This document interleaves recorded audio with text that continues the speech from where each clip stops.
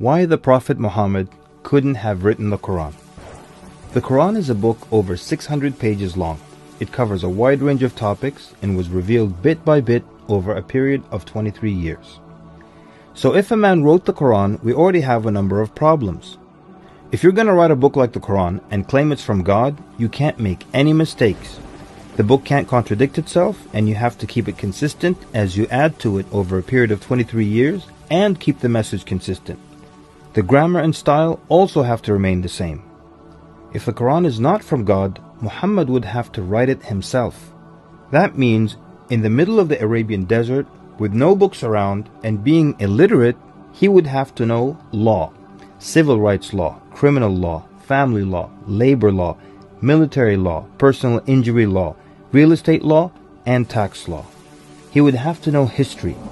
With little to no Christian presence in Mecca, he would have to know the stories and events in the lives of the prophets before him, the history of past nations, Judeo-Christian religious rulings, and he would have to know it well enough to somehow offer additional information and details not found in those books.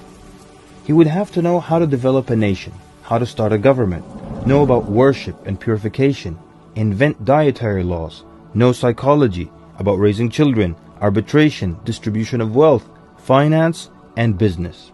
In the area of science, he would have to know embryology, oceanography, about plate tectonics, cloud formation, UV rays, know about plants, mountains, bees, the human brain, the Big Bang, and the expansion of the universe. And in order to make the book complete, he would have to have knowledge of the future so he can write things that will happen in the years to come. He would have to be a time traveler in order to insert his name and mention in the Bible. If he's claiming that the book he wrote is from God, it must not have a single solution that doesn't work. He must also keep his emotions and personal life out of the book. The book should not reflect happy times nor sad times in his life. The writing should not become cheerful and optimistic, nor sad and gloomy as if a human wrote it.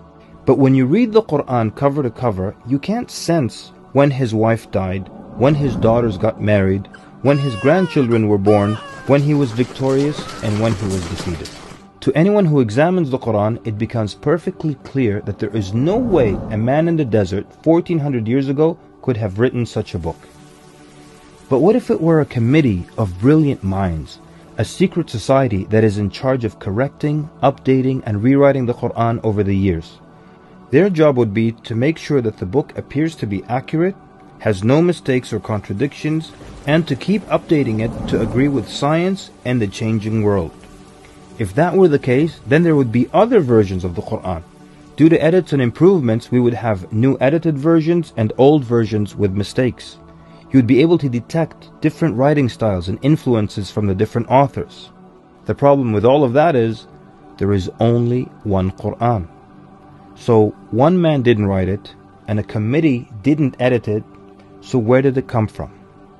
What if clever devils dictated and influenced a man to write the Quran? The question then would be, what kind of devil calls to good behavior, worshipping God, honoring Jesus, giving to the poor, and warns of the devil? Any way you analyze the Quran, you come to a clear conclusion.